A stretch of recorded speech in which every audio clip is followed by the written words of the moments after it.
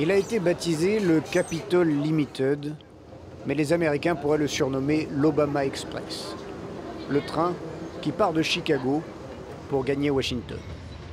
1230 km de paysages que nous avons voulu traverser pour comprendre ce qu'il reste à faire à l'équipe Obama si elle veut une nouvelle fois gagner l'Amérique.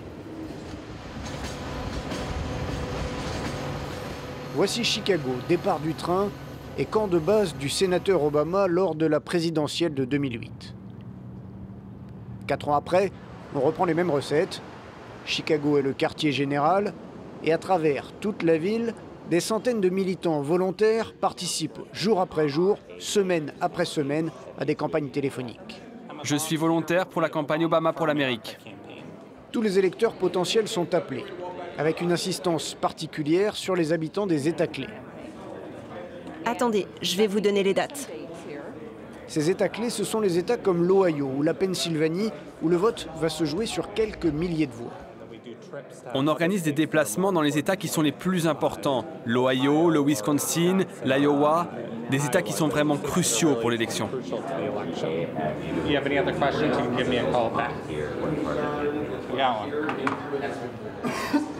La campagne par téléphone est une chose, mais il faut aller sur le terrain pour voir si la magie de 2008 peut être retrouvée. De Chicago, la campagne rayonne donc vers l'ensemble du pays.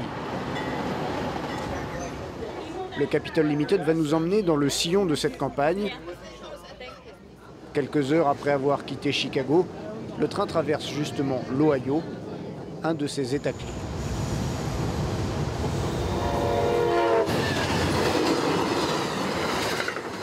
Cleveland, de 400 000 habitants, c'est la deuxième plus grosse ville de l'Ohio. Vous êtes motivé? On est prêt à y aller. Motivé? Prêt à y aller? Nous retrouvons une équipe de volontaires qui a décidé de quadriller le terrain. Ok, nous on prend ce coin-là et vous allez par là. Parmi eux, Brianna, qui est venue spécialement du Texas pour s'engager dans la bataille de l'Ohio. Le Texas s'est perdu d'avance. C'est du tout cuit pour Romney. Cet été, je voulais avoir le plus d'impact possible. Et l'Ohio, pour ça, c'est unique. Si vous gagnez l'Ohio, vous pouvez gagner l'élection. Brianna travaille sous le contrôle de Ken Johnson, responsable de quartier. Ce dernier suit les consignes données par la campagne, enregistrer le maximum d'électeurs. Allez sur ce site internet, enregistrez-vous sur barackobama.com. L'idée est simple, on se poste dans un quartier plutôt démocrate et on vérifie si les électeurs sont bien inscrits. L'élection sera serrée, chaque voix compte. Il s'agit d'aller frapper à toutes les portes, rue par rue, quartier par quartier. Rien que ces 7 ou 8 dernières semaines, dans la deuxième circonscription, nous avons enregistré plus de 250 personnes qui vont voter pour la première fois. C'est notre mission. Et jusqu'à la date limite d'inscription des électeurs, nous ferons ça tous les samedis. Dans la même optique, les volontaires font du porte-à-porte. Loin de son Texas natal, Brianna est avec Jonathan, qui passe sa première journée sur le terrain. Pas toujours de réponse, mais en 2008, cette méthode du porte-à-porte et surtout l'enthousiasme des jeunes ont fait la différence. Bonjour, comment allez-vous? On vient de commencer à faire campagne dans votre quartier. On essaie de trouver des nouveaux volontaires. Parce que c'est la seule façon de gagner, en jouant bien sur le terrain. Vous seriez intéressé à être volontaire avec nous? À faire ça, parler à vos voisins. C'est notre credo, les voisins qui parlent à leurs voisins. À quel degré diriez-vous que vous êtes intéressé par cette campagne? Vous êtes très intéressé? Un peu? Pas vraiment? Je dirais entre la moitié et totalement. Plutôt à 75% qu'à 0.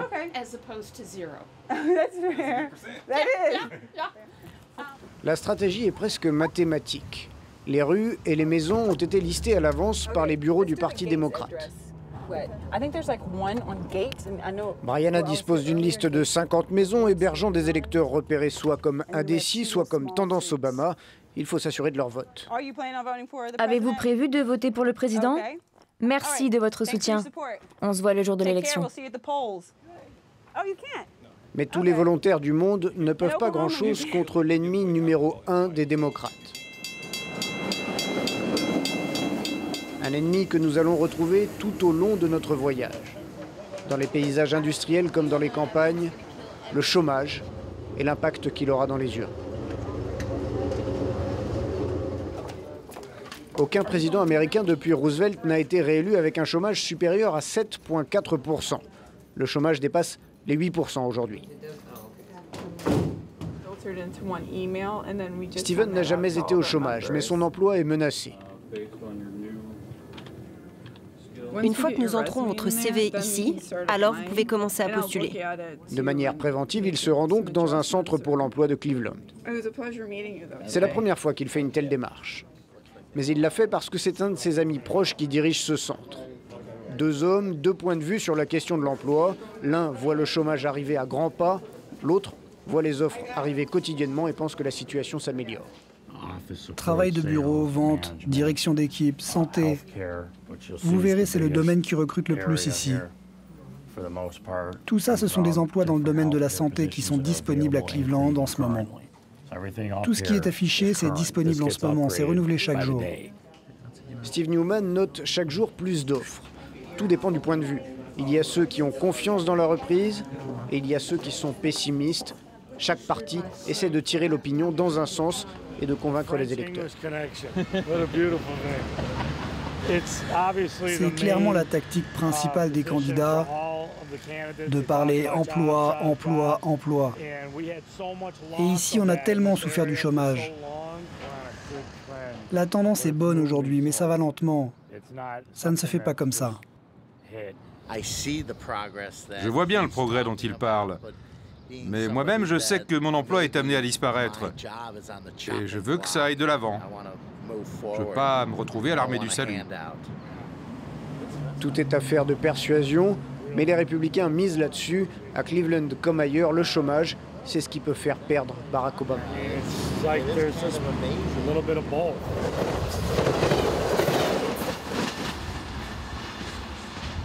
De Cleveland, le Capitol Limited poursuit sa route vers le sud-est. Après l'Ohio, il traverse les Allegheny Mountains et nous emmène en Pennsylvanie. C'est un autre État clé où les deux candidats sont au coude à coude et où les équipes de campagne ont décidé de taper fort pour gagner des voix. Nous nous arrêtons à Pittsburgh, ancienne capitale de la sidérurgie, et lieu le jour où nous passons d'une visite du président Obama en campagne. La foule s'est mobilisée pour l'occasion.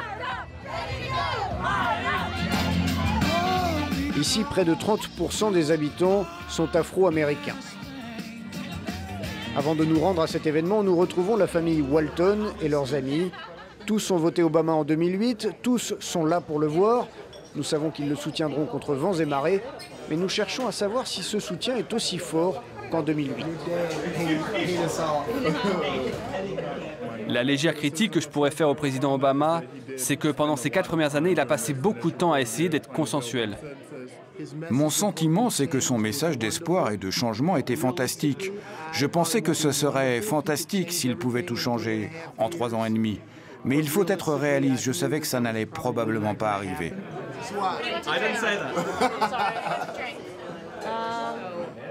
D'une certaine manière, j'ai encore plus d'espoir en 2012, parce que nous espérons que le moment venu, il pourra réaliser encore plus de choses.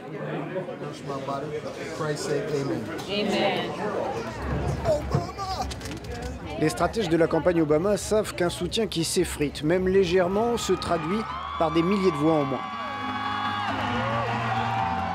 Alors ils multiplient les meetings. Le président s'absente régulièrement de la Maison-Blanche et en 24 ou 48 heures, il additionne les rencontres avec les électeurs pour les électriser.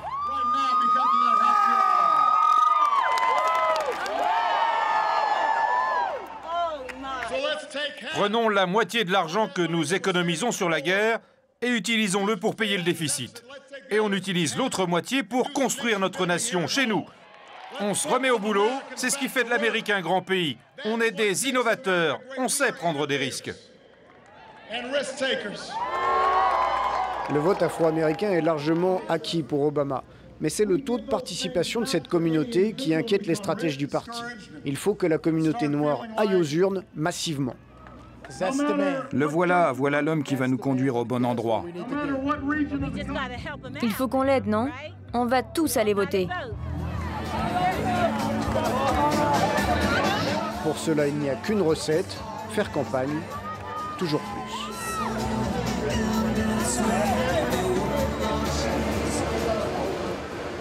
Il reste 2 mois avant l'élection et encore beaucoup de kilomètres à faire sur le chemin de la campagne. De nuit, notre train poursuit sa route vers la Virginie occidentale et le Maryland. C'est au petit matin, en discutant avec un passager, que nous réalisons ce que les sondeurs ont compris depuis longtemps. Ce sont les 6% d'indécis qui feront ou déferont Barack Obama. Des gens qui ne savent pas répondre à cette question simple. Pour qui allez-vous voter? C'est une question difficile. Aujourd'hui, je n'arrive pas à me décider. Je voterai probablement pour Obama, mais je n'en ai pas vraiment envie. Dale est soudeur pour des centrales électriques. Il parcourt le pays, il discute, sans pour autant réussir à se faire un avis. Au début, avec tous ces discours, avant qu'il soit élu, tout avait l'air vraiment bien. Mais il n'a pas vraiment fait ce qu'il avait promis.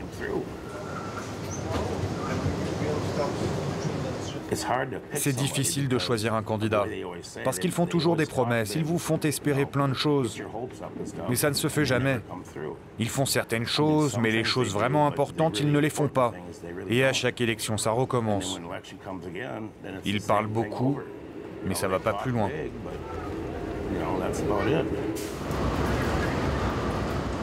C'est en parlant avec Dale que nous arrivons au bout de notre périple. Ce sont les gens comme lui qui décideront du prochain président. Et nous en sommes persuadés. Ce sont leurs pas qu'il faut suivre pour trouver la route vers la Maison-Blanche. Elle est là, presque à portée de main. Washington, terminus du train.